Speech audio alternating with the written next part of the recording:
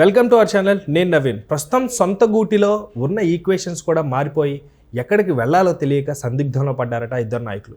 ఆ విషయాలు ఏంటో మనతో మాట్లాడడానికి పొలిటికల్ అనలిస్ట్ కృష్ణకుమారి గారు ఉన్నారు. మేడంతో మాట్లాడదాం. నమస్తే అండి.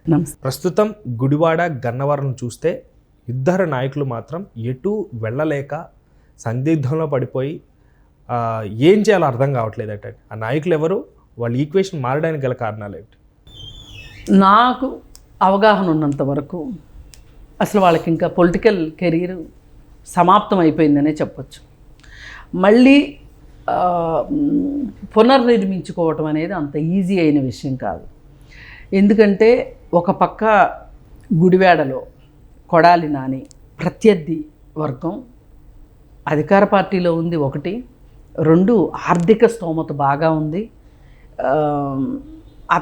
అతను బాగా స్టాండ్ అయిపోయాడు. పైగా రోజు రోజుకి కొడాలి నాని పరిస్థితి ఎలా అయిపోయిందంటే, పోనీ మళ్ళీ ఏమన్నా పునర్నిర్మించుకుందాము అంటే నియోజకవర్గంలో తిరగాలంటే కూడా కాస్త ఇబ్బంది పడే పరిస్థితి ఉంది. ఎప్పుడైనా సరే ఒక వ్యక్తి ఒక పక్క పార్టీ ఇమేజ్ని, ఓ పక్క సొంత ఇమేజ్ని కలగలుపుకొని ముందుకెళ్తూ ఉండి కెరీర్ని, అంటే పొలిటికల్ కెరీర్ని నిర్మించుకుని ప్రజల్లో తలలో నాలుకలాగా ఉండి తనకొచ్చిన అవకాశాన్ని, అధికారాన్ని పూర్తిగా సద్వినియోగం పరుచుకుంటే కొంత భోంచేసినప్పటికీ కూడా వాళ్ళకి కెరీర్, పొలిటికల్ కెరీర్ బాగుంటుంది. కొంచెం ఇమేజ్ ఒకసారి ఓడిపోయినా, ఒకసారి కింద పడ్డా మళ్ళీ లేచి దుమ్ము దులుపుకొని మళ్ళీ పరిగెట్టడానికి, పునర్నిర్మించుకోవటానికి అవకాశం ఉంటుంది. కానీ కొడాలి నాని పరిస్థితి ఏమైంది అంటే, గత 5 సంవత్సరాల కాలంలో అంతకంటే ముందు కూడా అతను కాంగ్రెస్లోకి వెళ్ళడము, అలాగే వైసీపీలోకి రావటము, వైసీపీ వాళ్ళు తీసుకునేటప్పుడే వాళ్ళు ఒక మాస్టర్ ప్లాన్ తోటి ఈ సామాజిక వర్గం వాళ్ళని ట్యాప్ చేశారు. వాళ్ళ మాస్టర్ ప్లాన్ ఏంటి అంటే, ఇప్పుడు ఏ సామాజిక వర్గం వాళ్ళని తోటి ఆ సామాజిక వర్గం వాళ్ళని తిట్టించాలి అంటే ఏం చెప్పదలుచుకున్నారు, ఏం చూపించదలుచుకున్నారు అంటే, వాళ్ళు కొట్టు చస్తే మనం చలిమంట కాసుకోవచ్చు అనే పరిస్థితిలోకి తీసుకొచ్చారు. కొడాలి నానికి ఆ విధంగా ట్రైనింగ్ ఇచ్చారు. అది గుడివాడకు సంబంధించి. పైగా అతను ఆర్థిక నేరాల్లో కూడా బాగా తలమునకలయ్యి వ్యక్తిగత పరువు ప్రతిష్ట కూడా పోయేటట్లుగా, నువ్వు ఏం చేస్తావో చెయ్యి, చేసుకో, మేము ఉన్నాం నీకెందుకు అని అతనికి పగ్గాలు వదిలేసిన గుర్రంలాగా వదిలిపెట్టింది వైసీపీ. ఫ్రీ హ్యాండ్ అంటారా? Free hand. ఇప్పుడు లేకపోతే గుడివాడలో కాసినవో ఏంటండి, ఎక్కడన్నా విన్నావా? అంటే కోడి పందాలు ఉంటాయి, అది మన సాంప్రదాయకంగా వస్తుంది కాబట్టి, అది ఎంతో కొంత మన కల్చర్లో భాగం కాబట్టి దానికి కొన్ని పరిధులు పరిమితులు ఉన్నప్పటికీ దాని గురించి ఎవరు మాట్లాడరు. అది లీగలు కాదు, ఇల్లీగలు కాదు, నడుస్తుంది అంతే. దాన్ని ఎవరు ఏం చేయలేరు. అది ఇదే కానీ ఇది అది కాదు అన్నట్టు. ఇంక దాని గురించి మాట్లాడుకోవడం అనవసరం. అంతవరకు ప్రజలు యాక్సెప్ట్ చేస్తారు. కాసినవో పెట్టడం ఏంటండి, ఏమైంది ఇప్పుడు పెడితే? మీరెంత ఎదవలైతే మిమ్మల్ని మళ్ళేసుకోవడం నాకు అంత ఈజీ అన్నట్లు అధినాయకుడు వీళ్ళకి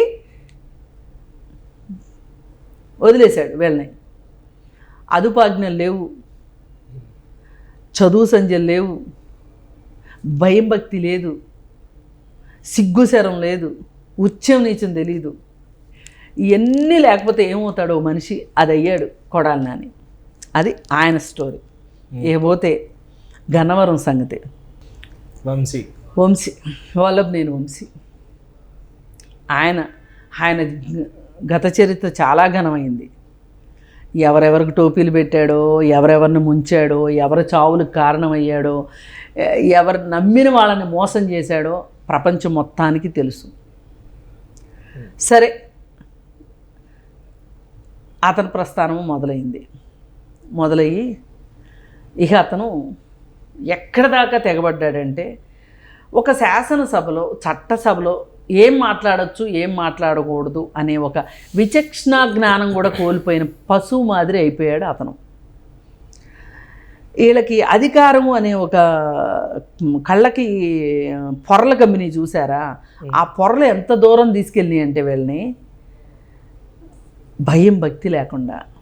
ఇందాక మనం మాట్లాడుకున్నామే ఎవడైతే నాకేంటి, నాని గురించి మాట్లాడుకున్నామే, వంశీ కూడా కనిపించినోడిని కనిపించినట్టు తన మంద బలంతో మూక బలంతో కొట్టించటం, బెదిరించటం, చంపుతానని మాట్లాడటం, కొట్టటం, తిట్టటం, ఆస్తులు లాక్కోవటం.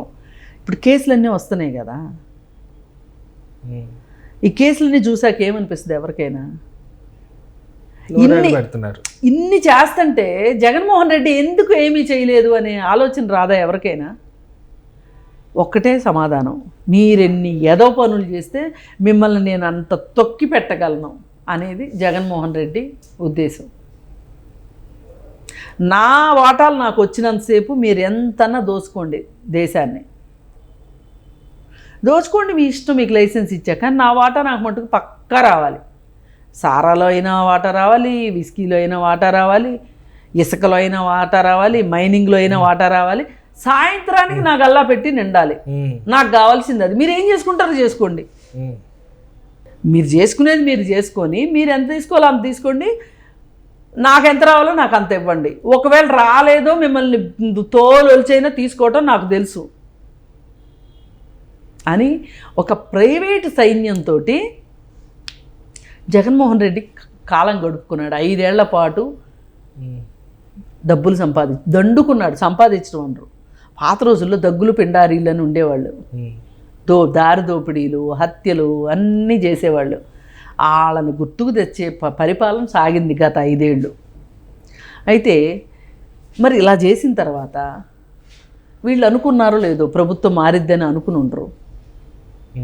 30 ఏళ్ళు నేనే అన్నాడుగా పెద్ద మనిషి, వీళ్ళు కూడా నిజమే అనుకున్నారు. అందుకని 30 ఏళ్లలో రాజు ఎవడో రెడ్డి ఎవడో, అప్పుడుదా నేను బతికుండా పోయానా, నేను చచ్చాక ఇంక కేసే ఉంటుంది అనే ధీమాతోటి వీళ్ళు ఇష్టారాజ్యంగా చేశారు. పాపం డామిట్ కథ అడ్డం తిరిగింది, అధికారం పోయింది. ఆయనే పాపం అజ్ఞాతంలో ఉంటున్నాడు వెళ్ళి యలహంకలో. సరే నేను ఒక అజ్ఞాతంలో ఉంటే మీరు ఒక అజ్ఞాతంలో ఉండండి అని చెప్పి వంశీకేమో జైలు, నానికేమో జైలు లాంటి ఇల్లు. బైపాస్ సర్జరీ కూడా జరిగింది కదండి. అనారోగ్యం అదే జైలు లాంటి ఇల్లు అంటే అదే. ఇల్లు దాడి బయటికి రాలేడు కదా, అనారోగ్యం. అందుకని ఆ జంట కవులు ఇద్దరికి అలా జరిగిందనమాట.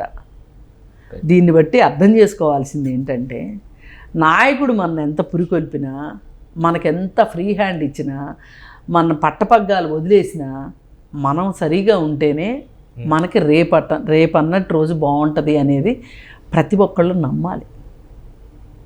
ఇది అవసరమైన విషయం. అది కాకుండా ఉంటే ఇప్పుడు ఇంకా వీళ్ళిద్దరిది ఇప్పుడు బయటకు వచ్చింది.